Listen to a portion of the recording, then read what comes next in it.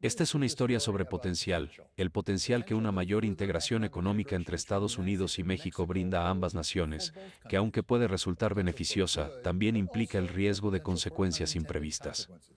El plástico llega por las tuberías. Baldwin-Britton es un fabricante con sede en Monterrey que intenta aprovechar lo que algunos llaman el Mexican Moment o momento mexicano. Todo llega aquí en forma de pellets, los cuales se derriten posteriormente en esta máquina. Como director ejecutivo de Plastiexports, Baldwin supervisa varias fábricas en el norte de México que producen productos y componentes de plástico. Una de las plantas fabrica contenedores de cocina. Aquí estamos fabricando productos de consumo que vendemos a Estados Unidos que surgieron de proyectos de deslocalización cercana. Porque antes estos productos se hacían en China y ahora se están trasladando a México.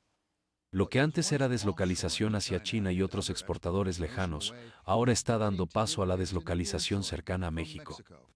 La proporción de importaciones de Estados Unidos que provienen de China, que alcanzó un 21% en 2018, bajó a menos del 14% el año pasado.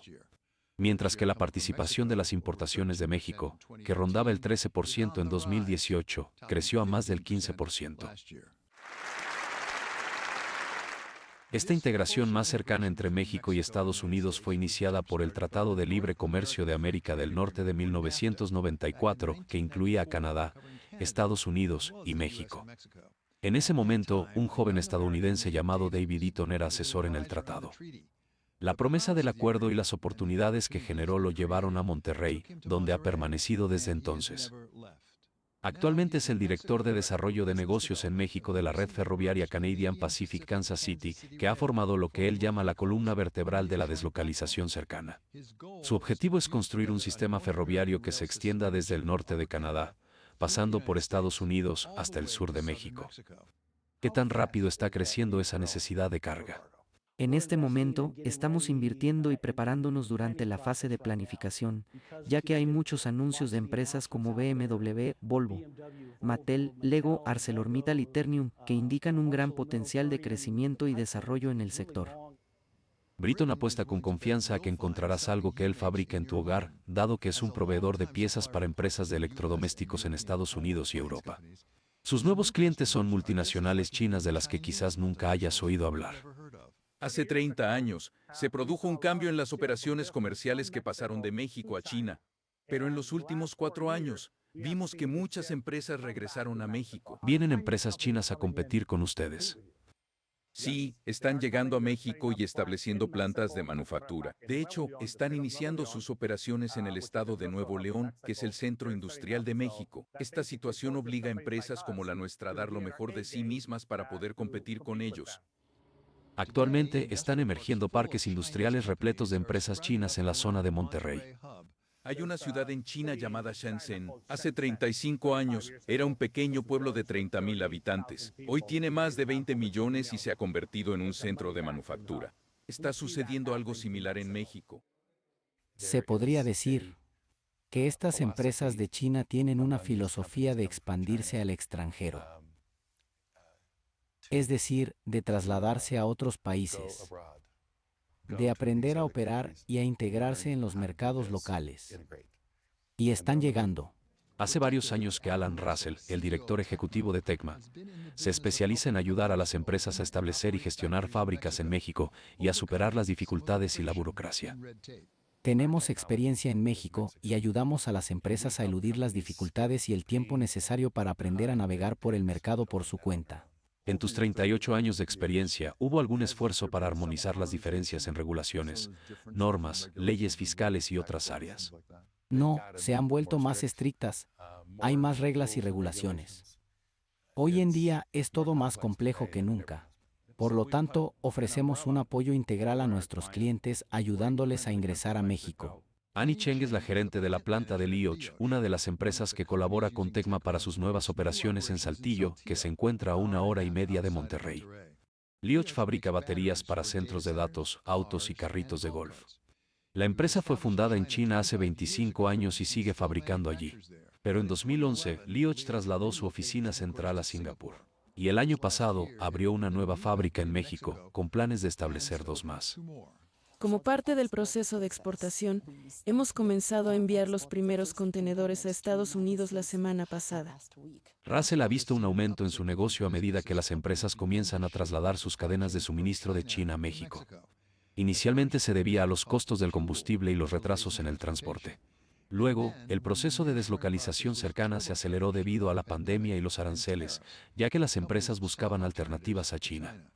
Entonces comenzó a expandirse un movimiento en las salas de juntas de Estados Unidos, donde los ejecutivos reconocieron la necesidad de diversificarse de China. Entendieron que estaban poniendo todos sus huevos en una sola canasta y que los costos aumentaban. De hecho, muchas de estas empresas públicas registran un factor de riesgo asociado a China hasta que puedan ajustarse y minimizar ese riesgo, diversificándose hacia países como Vietnam, Laos, India y México. Visitamos una planta de Mattel en Monterrey que estuvo a punto de cerrar en un momento cuando la producción se trasladó a China. Pero desde la pandemia, Mattel ha dado un giro en su enfoque y ha trasladado la producción más cerca de casa. La planta de Monterrey es la más grande del mundo. Es donde fabrican, entre otros productos, la casa de Barbie. Todas serán regalos de Navidad. Sí, ¿Verdad? La materia prima para la casa de Barbie llega desde Estados Unidos por ferrocarril, directo a la puerta de la fábrica. Los juguetes son de resina, por lo que están llegando vagones de resina. ¿Eso hay en los vagones? Sí, 90 toneladas de resina de la costa del Golfo de Estados Unidos.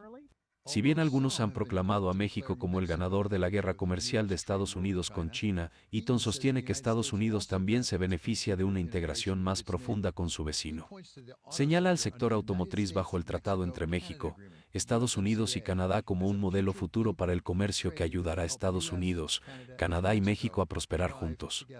No se puede hablar de un auto hecho en Estados Unidos, Canadá o México. Estos autos son realmente norteamericanos. Los autos y sus partes y componentes cruzan las tres fronteras miles de veces, literalmente antes de que se ensamble finalmente un auto.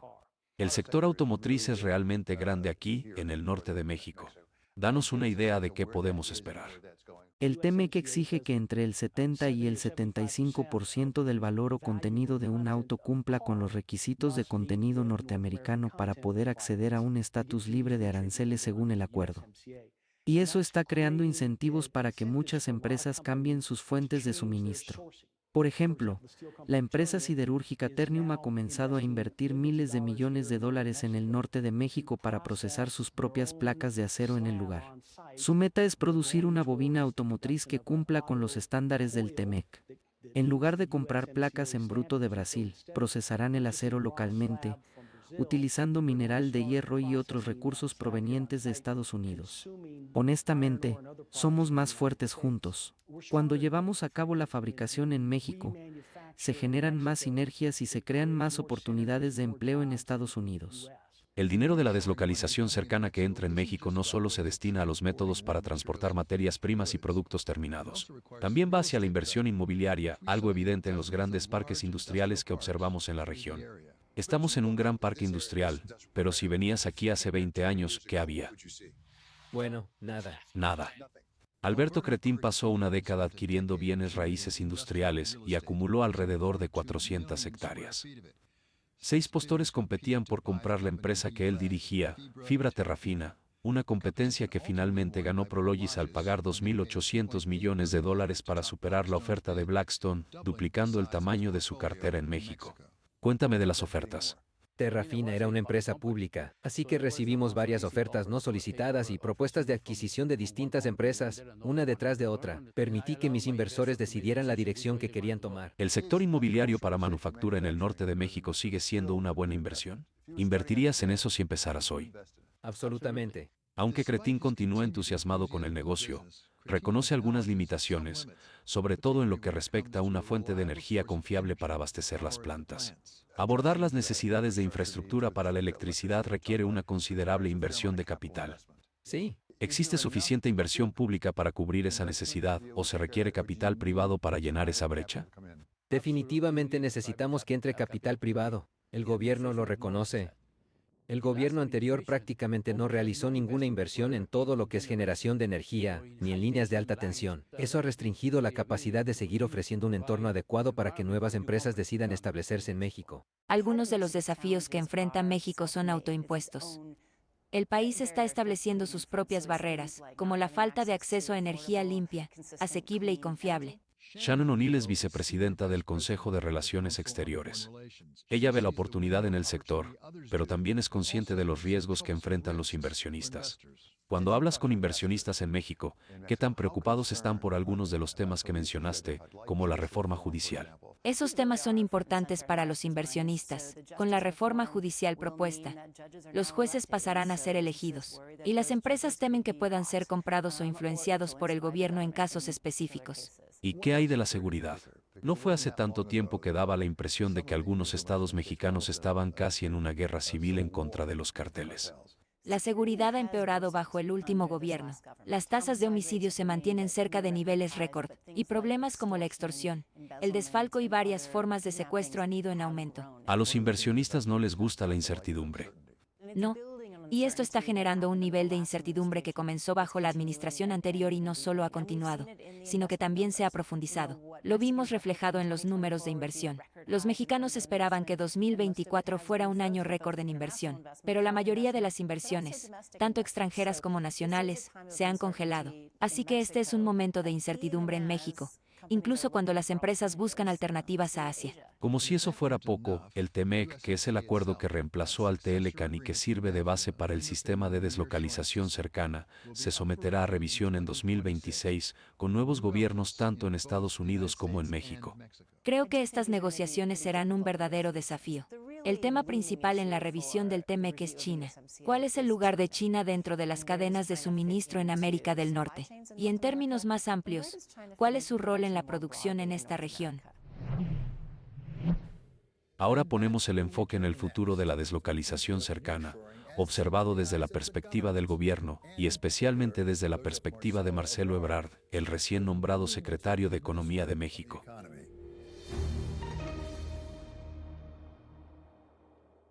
Para que Estados Unidos y México logren aprovechar al máximo el potencial de una integración económica más estrecha, ambos gobiernos tendrán que trabajar en conjunto.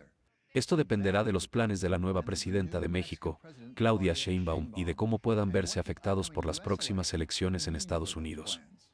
Debemos acelerar la deslocalización cercana. Marcelo Ebrard es el nuevo secretario de Economía bajo la presidencia de Claudia Sheinbaum, y ya había sido jefe de gobierno de la Ciudad de México y secretario de Relaciones Exteriores en el gobierno de Andrés Manuel López Obrador. Su nombramiento podría ser un indicio de que la presidenta Sheinbaum está abierta a una mayor inversión de Estados Unidos y a una integración económica más estrecha. En el gobierno anterior, Ebrard lideró las negociaciones del tratado entre Estados Unidos, México y Canadá. Usted fue el representante de México en las negociaciones del TEMEC con la administración de Trump.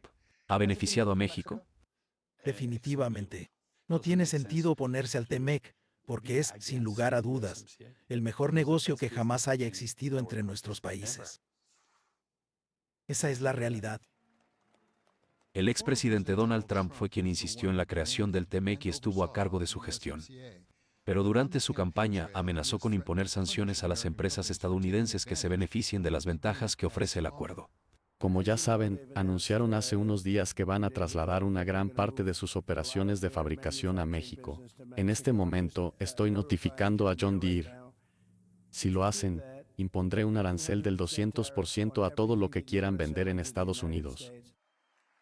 Hoy, Trump continúa siendo un defensor de las restricciones comerciales y ha discutido su política económica con Bloomberg en octubre. Para mí la palabra más bella en el diccionario es arancel. Es mi palabra favorita, aunque creo que necesita una agencia de relaciones públicas. Más allá de quién sea el próximo presidente de Estados Unidos, Ebrard prevé que enfrentará desafíos durante la próxima revisión del TEMEC en 2026.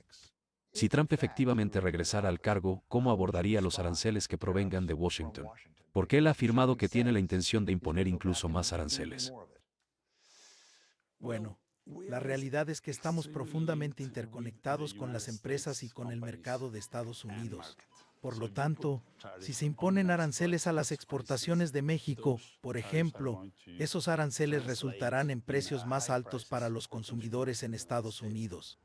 Entonces, creo con bastante certeza que tenemos un argumento sólido para reducir la probabilidad de que se impongan aranceles a nuestras exportaciones a otros estados, especialmente porque hay numerosas empresas estadounidenses que están exportando hacia esos estados. Lo cierto es que imponer aranceles entre nosotros no resuelve nada.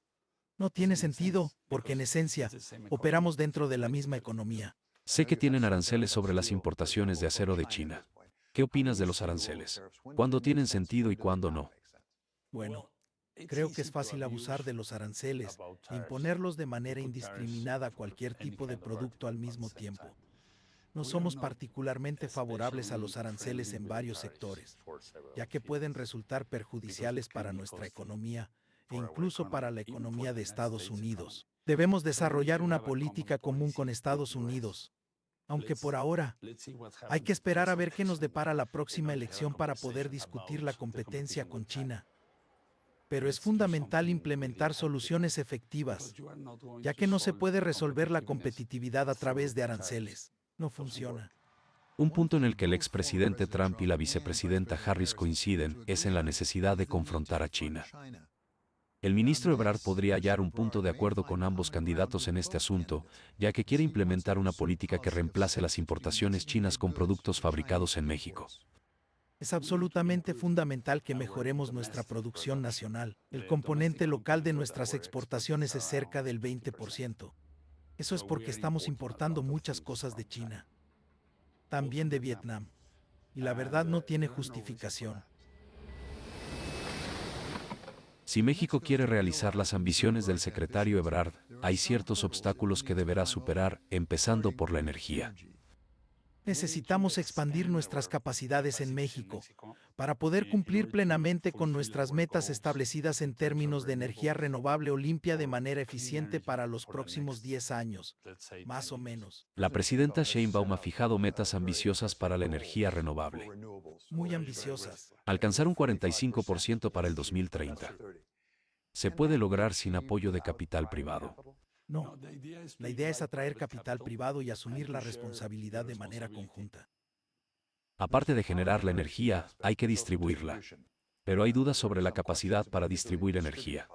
¿Cuánta inversión se requiere para asegurar la distribución? Se requiere una inversión realmente inmensa en la infraestructura de distribución para poder satisfacer esta nueva demanda, que es de una importancia crítica y representa el mayor reto en nuestra historia.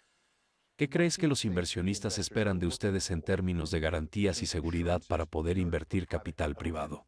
Reglas claras y algún tipo de certeza, específicamente sobre cómo va a funcionar el mercado durante los próximos años en México. Me interesa saber si usted y la administración de Sheinbaum ven a los mercados privados como una herramienta útil y un recurso que pueda servir para alcanzar sus metas, o como algo que deba ser limitado. Estamos completamente convencidos de que la única forma de lograr alcanzar nuestros objetivos es mediante el establecimiento de una relación muy cercana y sólida con el capital privado. Una de las cosas más frecuentes que escuchamos de las empresas que están haciendo negocios en México son las preocupaciones sobre la gran cantidad de trámites burocráticos y regulaciones que existen. ¿Qué acciones pueden tomar para reducir estas barreras?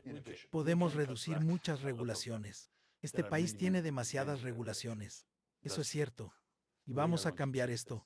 No tiene sentido, ya que solo hace que la gente pierda tiempo. Nuestro objetivo principal es agilizar los procesos para acelerar la inversión. ¿Tiene la presidenta Sheinbaum la autoridad para reducir las regulaciones comerciales? Bueno, tenemos la mayoría en ambas cámaras del Congreso, así que podemos aprovechar eso para reducir drásticamente todas esas regulaciones, porque muchas de ellas no tienen sentido en absoluto. Al revisar las regulaciones en detalle, se puede ver claramente que muchas se contradicen con otras. ¿Por qué es así? Bueno, nadie las ha actualizado, y por eso se han ido acumulando cada vez más y más regulaciones. Así que vamos a reducirlas, y de esa manera simplificar la vida de los inversionistas. El secretario Ebrard experimentó de primera mano algunas de las dificultades para atraer inversores extranjeros tras intentar asegurar un acuerdo con nada menos que Elon Musk. Tiene bastante experiencia con la inversión estadounidense en México, y uno de esos proyectos es la planta de Tesla, que en este momento está en pausa. ¿Qué sucederá? Bueno, por ahora estamos esperando recibir actualizaciones de Elon Musk y creo que tal vez esas noticias lleguen en diciembre. ¿Hay esperanza? Sí, siempre. ¿Cree que va a suceder? Creo que sí, porque a fin de cuentas, tiene sentido para Tesla. ¿Por qué no? ¿Qué aprendizajes obtuvo de su experiencia al negociar ese acuerdo? ¿Con Tesla? Sí. Bueno, creo que es importante mantener una relación cercana con los directores ejecutivos de las empresas. Debemos poner sobre la mesa toda la información necesaria y relevante a tiempo, para poder facilitar las decisiones que ellos van a tomar. Por lo que necesitamos establecer cierta confianza y adoptar un enfoque amistoso. Y necesitamos trabajar de manera mucho más cercana y colaborativa con ellos durante los próximos 6 años para lograr nuestros objetivos principales de inversión en México. Desde que se negoció el TEMEC hace 7 años, ha surgido un consenso en Washington sobre la necesidad de proteger ciertas industrias clave para la seguridad nacional. Esto incluye las industrias de semiconductores, aeroespacial, vehículos eléctricos, baterías, ingredientes farmacéuticos activos y minerales raros. La próxima revisión del TEMEC es una oportunidad para que los 3 países elaboren una estrategia destinada a mejorar su competitividad global en estos sectores críticos. Tal estrategia podría requerir nuevas medidas de protección y la formulación de políticas industriales coherentes. Estamos alineados en la misma agenda geopolítica. Esta situación no siempre ha sido así, especialmente por la competencia proveniente de Asia. Por lo tanto, considero que en este momento contamos con más recursos que nos permitirán alcanzar el éxito en la negociación. Hay una revisión del TEMEC programada para 2026. ¿Cómo podría mejorarse? Es decir, ¿qué es lo que México espera conseguir en ese proceso? Bueno, creo que es fundamental que actualicemos el TEMEC y que lo mejoremos. Desde el punto de vista de México, resultaría sumamente beneficioso establecer una visión compartida respecto a los microchips, a los equipos médicos y a los otros sectores relevantes, y a la vez desarrollar un plan en conjunto que nos permita aumentar nuestra competitividad durante los próximos 5 o 6 años. No se trata únicamente de libre comercio, sino de lo que podemos lograr de manera colaborativa para ser más competitivos y alcanzar un éxito sostenido en lugar de imponer aranceles a corto plazo. Necesitamos un plan, no solo una visión a corto plazo. Propongamos una agenda común para los próximos 10 años. Enfoquémonos en las industrias de energía, autos y tecnología. ¿Por qué no? Pero al final, el secretario Ebrard reconoce que el verdadero potencial de la economía mexicana y su mayor integración con Estados Unidos dependerá de su capacidad para atraer capital privado. Y puede ver un futuro en donde esa integración transforma por completo el mundo de las exportaciones mexicanas. No hay otra manera de hacerlo. Porque no vamos a encontrar nuevos recursos, ya sabes, como petróleo ni nada por el estilo. No, eso no existe. Todo va a depender enteramente de nuestras capacidades para poder producir de una manera mejor y en mayor cantidad. ¿Hasta dónde puede llegar? ¿Cuánto puede progresar la economía mexicana mediante la integración con Estados Unidos? Bueno, creo que si logramos llegar a un acuerdo y conseguimos compartir una visión común con el capital privado en Estados Unidos, por ejemplo, esto podría traducirse en aproximadamente el 25% de las importaciones provenientes de América del Norte.